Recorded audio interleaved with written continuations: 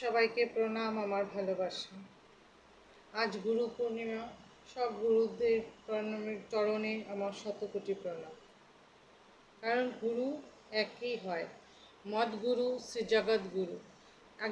যে আমার যে গুরু সে জগতের গুরু, সব গুরু একই হয়। গুরু শক্তি এক একটা দেহেতে ধারণ করা হয়, অবতরণ করেন গুরু শক্তি এক একজনের দেহেতে, তাই ওনারা গুরু হন।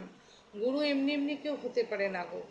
গুরু মানে কি? গুরু হলো প্রেমের একটা মূর্তি, যিনি নিঃস্বার্থভাবে আমাদের মঙ্গলের জন্য কামনা করেন, যিনি নিঃস্বার্থভাবে চান আমাদের আধ্যাত্মিক উন্নতি হোক।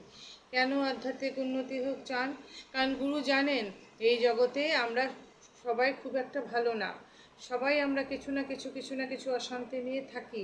এই সব থেকে মুক্তি দেওয়ার জন্য সদ্গুরু আমাদেরকে ঈশ্বরের দিক পথে নিয়ে চলেন। উনি আমাদেরকে যেন কোলে করে নিয়ে চলেন। যেমন ধরো একটা নদী পার হতে লাগবে, একটা নদী যখন আমরা এই পার থেকে ওপার হতে যাই, সাঁতরে যদি ওপার হতে যাই, কতটা পরিশ্রমের দরকার বলো? তাও পারি কি না, মাঝ মাঝ নদীতে ডুবেও যেতে পারি। কিন্তু গুরু এই ভবসাগর উনি কোলে করে উনি একদম স্মুথলি পার করে দেন। এই জন্যই গুরুর মানে সদ্গুরুর যদি সদ্গুরুর প্রেম যদি কেউ আমরা পাই, তার জীবন ধন্য হয়ে যায়। কারণ দেখো, গুরু নিঃস্বার্থভাবে আমাদের মঙ্গল কামনা করেন, আমাদের আধ্যাত্মিক পথে উন্নতি করেন, আমাদের সাথে গুরুই আমাদেরকে গোবিন্দের সাথে দেখা করান, গোবিন্দের সাক্ষাৎ করান। কারণ ওইখানে গুরুর কোনো স্বার্থ থাকে না, কিন্তু গুরু নিঃস্বার্থভাবে আমাদের জন্য করেন। আমরা যে মারা সন্তান জন্ম দিই, আমরা একটা আশা করি যে আমি যদি অসুখে পড়ি, আমার ছেলেটা বা আমার মেয়েটা এক গ্লাস জল হলেও এনে দেবে আমার জন্য।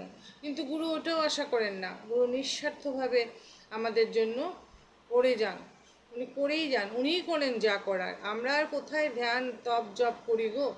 উনি উনার মতন করে আমাদের জন্য করে যান। উনি শুধু মনটাকে, যাতে আমরা মনটা এক জায়গায় আনতে পারি, আমাদের মন চারিদিকে ছড়িয়ে ছিটিয়ে থাকে, পরিবার পরিজন আত্মীয় স্বজন পাড়া প্রতিবেশী চারিদিকে মন ছড়িয়ে থাকে, এই মনটাকে যাতে আমি একাগ্র করতে পারি, এই জন্য গুরু বলে নাম করো, নাম করো, ধ্যান করো, ধ্যান করো। কিন্তু যা করার উনিই করেন। আজ গুরু পূর্ণিমার দিন এই কথার জন্য বলছি, গুরু বিনা কিছু হয় না। গুরু বিনা আমাদের আধ্যাত্মিক পথে আমরা এক পাও এগোতে আমাদের বড় কষ্ট হয় গো। আর যদি সদ্গুরু যদি আমরা যদি পাই, আমাদের যদি থাকে, তবে তো আর হলোই। গুরুর কথাগুলি শুনলেই আমাদের কাজ হয়ে যাবে। মন্ত্রমূলং গুরুর বাক্যং। গুরু যেটা বলেছেন, যদি উনি দেহেতে থাকেন যা বলছেন, আর যদি উনি দেহেতে না থাকেন যা বলে গেছেন, আর যত কথার মধ্যে যদি আমি দুইটা কথাও নিয়ে যদি আমার জীবনে যদি আনতে পারি, তবেই কিন্তু আমি আধ্যাত্মিক পথে অনেক উন্নতি করতে পারবো। এর জন্যই বললো যে মোক্ষমূলং গুরুর কৃপা। গুরু কৃপা হলে আমাদের মোক্ষ হয়, তখন আমরা আধ্যাত্মিক জগতে আমার নিজের স্বরূপটা আমি জানতে পারি। এর জন্য আজ গুরু পূর্ণিমার দিন আজ গুরুর সম্বন্ধে বলছি। গুরুর কৃপা হলে যে মোক্ষ প্রাপ্তি হয়, তুমি ভাবো এই মোক্ষ প্রাপ্তির জন্য সাধু সন্তরা কত গুহায় গহ্বরে এক পায়ে দাঁড়িয়ে 12 বছর কত কি না করে। কিন্তু এক সদ্গুরু এক্ষণেই সঙ্গেই পারে আমাদের মনের চঞ্চলামিতার 1 সেকেন্ডটা স্টপ করে দিতে পারে ওনার দৃষ্টিতে। গুরু দেখো, তবে গুরুই তো সচিদানন্দ, গুরুই ঈশ্বর। গুরুকেই যদি ঈশ্বর রূপে পুজো করতে পারি আমরা, গুরুর দেহটা কি? গুরু যদি নারী দেহই ধরুক আর পুরুষের দেহই ধরুক, গুরুর দেহটা একটা মন্দির গো, একটা মন্দির। আর তার ভিতরে সে হৃদয়ে বিগ্রহ। এর জন্য গুরুকে সবসময় সবার আগে গুরু গোবিন্দ একসাথে আসলে আগে গুরুকে প্রণাম করতে হয়।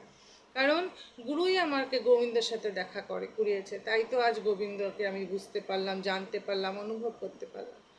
এর জন্য আজ গুরু পূর্ণিমার দিন সমস্ত গুরুকে তাদের চরণে হাত দিয়ে আমি প্রণাম করছি। তাদের আশীর্বাদ, তাদের কৃপা আমাদের সবার উপরে থাকুক। আজ আমি আমার ইষ্ট গুরুকে প্রণাম করে আজকের কথা এখানেই রাখলাম।